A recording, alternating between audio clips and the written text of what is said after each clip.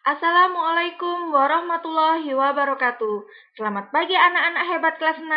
Bagaimana kabar kalian hari ini? Bapak dan Ibu guru harap kalian selalu sehat dan tetap semangat meskipun belajarnya dari rumah. Hari ini kita akan belajar tema 2, subtema 1, pembelajaran 1, 2, dan 3. Selasa 11 Agustus 2020 oleh tim guru kelas 6 MI Darussalam Pagesangan Surabaya. Kelas 6 hebat, kelas 6 sukses. Rukun dalam perbedaan. Pak Ahmad berasal dari Jawa dan beragama Islam, sedangkan Pak Made berasal dari Bali dan beragama Hindu. Meskipun berbeda agama dan kebudayaan, mereka tetap menjunjung tinggi nilai kerukunan. Dengan menjunjung tinggi nilai kerukunan, maka akan tercipta kehidupan yang damai. Proklamasi kemerdekaan dan tokoh-tokohnya. Puncak perjuangan bangsa Indonesia adalah Pekik Merdeka. Pekik Merdeka disampaikan oleh Soekarno-Hatta atas nama bangsa Indonesia pada hari Jumat 17 Agustus 1945 di Pegangsaan Timur nomor 56 Jakarta. Adapun penyusunan naskah proklamasi sebelum dibaca dilakukan di Rumah Laksamana Tadasi Maeda. Setelah perumusan teks selesai, Soekarni mengusulkan agar teks tersebut ditandatangani oleh Soekarno dan Hatta sebagai wakil atas nama bangsa Indonesia. Naskah proklamasi yang telah dirumuskan selanjutnya diketik oleh Sayuti Melik. Bung Hatta meminta kepada BM Dia untuk memperbanyak teks proklamasi dan menyiarkan ke seluruh dunia. Pamflet, pengeras suara, dan mobil-mobil dikerahkan ke segala penjuru kota untuk media penyambutan proklamasi. Pada hari Jumat, tanggal 17 Agustus 1945, pukul 10 waktu Indonesia Barat, teks proklamasi dibaca oleh Soekarno dan Hatta atas nama bangsa Indonesia. Selanjutnya, dilakukan acara pengibaran bendera pusaka Sang Merah Putih oleh Latif Hendra Ningrat dan S. Suhud. Bendera pusaka dijahit oleh Ibu Fatmawati. Beliau merupakan istri dari Bung Karno. Bersamaan dengan naiknya bendera pusaka, para hadirin spontan menyanyikan lagu Indonesia Raya tanpa ada yang memimpin. Acara selanjutnya yaitu sambutan wali kota oleh Suwiryo dan Dr. Muwardi.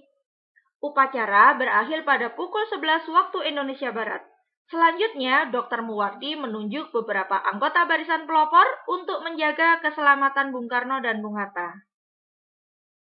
Arti penting proklamasi bagi bangsa Indonesia adalah sebagai puncak perjuangan bangsa Indonesia, pernyataan bahwa negara Indonesia merupakan negara yang merdeka. Selanjutnya, kita akan belajar cara penyesuaian diri tumbuhan terhadap lingkungan.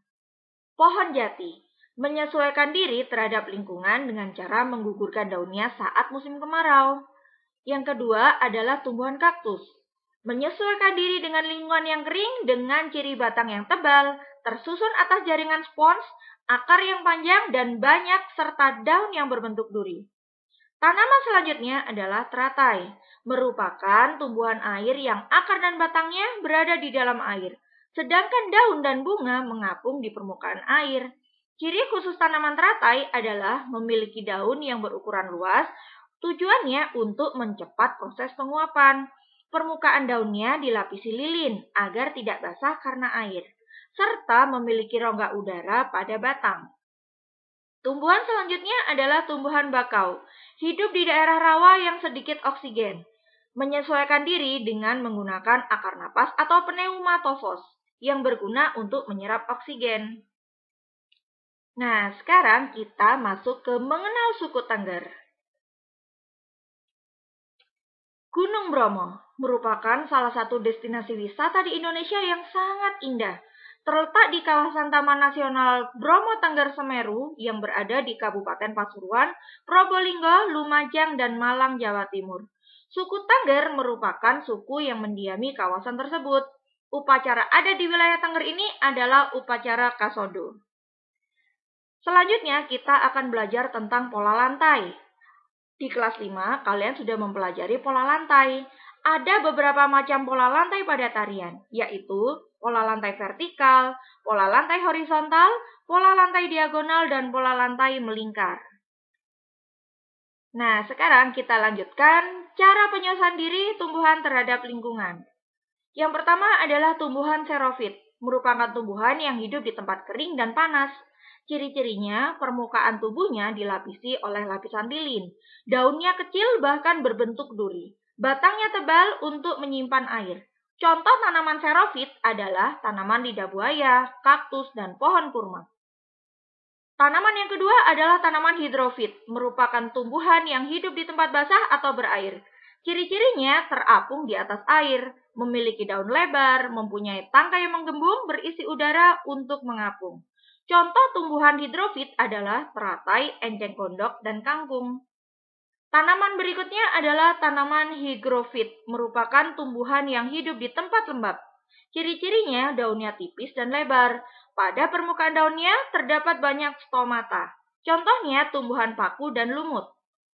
Tanaman selanjutnya adalah halofit, merupakan tumbuhan yang dapat hidup di tempat yang asin atau tergenang air laut. Ciri-cirinya pada akar terdapat filter, tujuannya untuk menyaring garam yang berlebihan. Kelebihan garam akan dikeluarkan melalui daun. Contohnya adalah tanaman bakau. Selanjutnya, kita akan belajar tentang tokoh-tokoh proklamasi yang ada di Indonesia. Yang pertama, kita akan belajar tentang Insinyur Soekarno, Muhammad Hatta, dan Sultan Syahrir, yang merupakan tokoh yang sangat memperjuangkan kemerdekaan Indonesia. Yang kedua adalah Ibu Fatmawati. Beliau merupakan penjahit bendera pusaka merah putih yang dikibarkan saat proklamasi. Tokoh yang berikutnya adalah Mr. Ahmad Subarjo, mempunyai peran penting dalam melakukan perundingan dengan tokoh pemuda. Selanjutnya ada B.M. Diah dan tokoh selanjutnya Sayuti Melik. B.M. Diah merupakan tokoh yang berkecimpung di kewartawanan, sedangkan Sayuti Melik merupakan pengetik naskah proklamasi. Laksamana Tadashi Maeda merupakan angkatan laut Jepang yang membantu Indonesia dalam mempersiapkan kemerdekaan. Selanjutnya adalah Latif Hendradingrat dan S. Suhut. Mereka merupakan tokoh pemuda yang punya peran penting sebagai pengibar bendera saat proklamasi.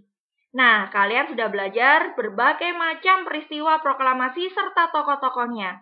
Jangan lupa, bangsa yang besar adalah bangsa yang menghargai jasa para pahlawannya. Ini materi kita hari ini. Terima kasih, tetap semangat belajar bersama Pak Alvan dan Bu Yanti dan dengan Bu Nia. Kelas 6 hebat, kelas 6 sukses. Wassalamualaikum warahmatullahi wabarakatuh.